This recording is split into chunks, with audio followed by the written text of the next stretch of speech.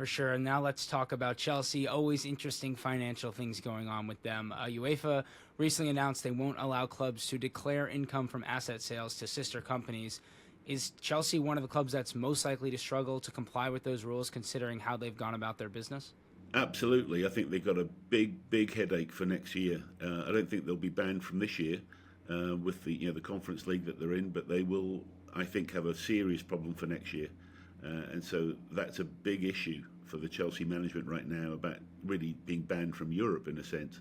And I think that will be what's going to happen. They've taken that gamble and it's backfired for UEFA. And I'm very surprised at that. But then again, I've been shaking my head over many of the things that they've been doing in the recent weeks. And I'm not the only one. It's certainly puzzling as to what they're trying to do. One thing I would say is that I criticised Aston Villa when I first got there because I found it was more a catering company that happened to play football at weekends rather than being a football club. I think Chelsea is becoming a deal-making company rather than a football club. And that seems to be the focus on being super clever private equity guys putting their thoughts into action in terms of structuring a financial model rather than genuinely looking at what it's going to take to win football matches. So, yeah, Chelsea, everybody's watching it right now, but it's interesting to say the least. And could you explain to all of us if there's a little bit of a difference on this ruling between UEFA and how the Premier League have looked at it? Is this going to affect them in both, domestic competitions and across Europe, or is this just a UEFA ruling? It's just a UEFA ruling. It's interesting. The EFL, the Championship, etc., also have the same as UEFA, so they wouldn't be able to do this in the Championship, but they can do it in the Premier League. Now, there's been moves to block this loophole, and it failed in the last Premier League meeting, which was very surprising. But nevertheless, I do expect it to be plugged in the very near future. And then, therefore, UEFA and the EFL and the Premier League should come into some sort of agreement on this sort of loophole being used. But at the moment, they can still carry on. And as I understand it, the Premier League are going to approve that hotel sale and the training ground. So we'll see. And so if it's a ruling in UEFA but not in the Premier League, do Chelsea still have to follow it in the future if they want to play in any European competition? Absolutely, that's the whole point, that they may not be in Europe next year, and that's the big. It's a big question mark for them, particularly with their revenue model. And yes, it's something they're going to have to fix at some stage. I hope they've got a way to do it, but I certainly can't see it at the moment. For sure. And in other news for Chelsea, the PFA want to end squad banishments. Chelsea obviously banished many squad members throughout this summer. Could governing bodies get involved and maybe make a ruling on this? I don't think so. Look, you'd expect the PFA to be saying something like that as the union for the players. You'd expect them to be vocal. All they've done is release one statement. I don't think there's been any action or anything taken about it.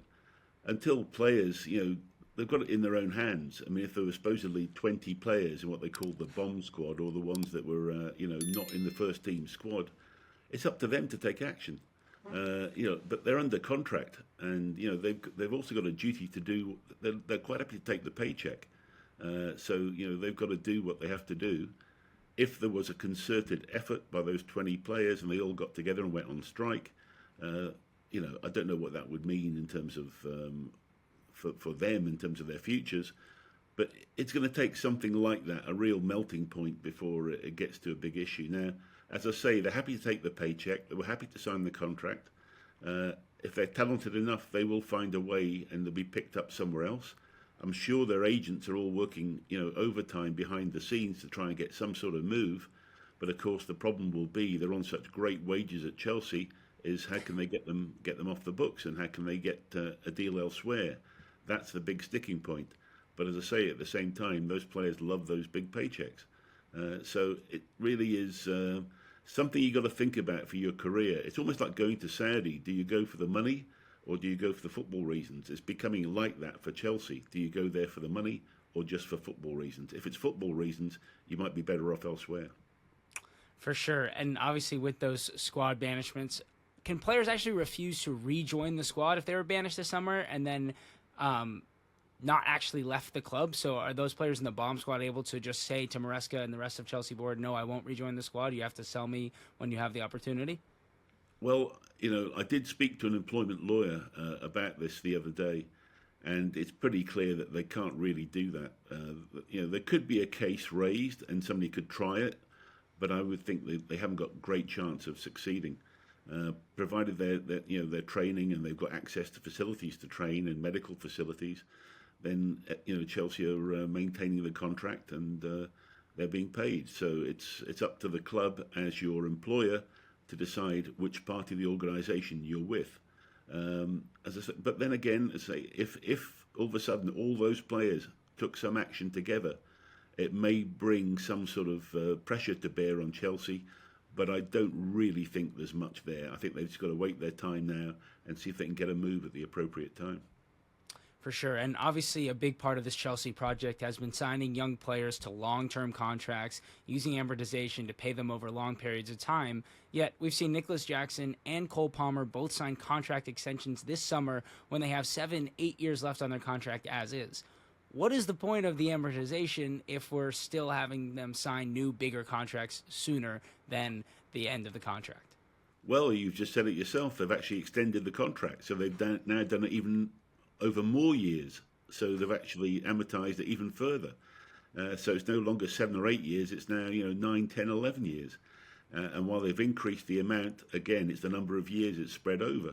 So that's how they seem to have done it. It is certainly a very strange view to take that. I could never have thought of that myself when I was in the game in terms of trying to extend contracts that far. I think it's just too big a risk with players, with injuries, etc.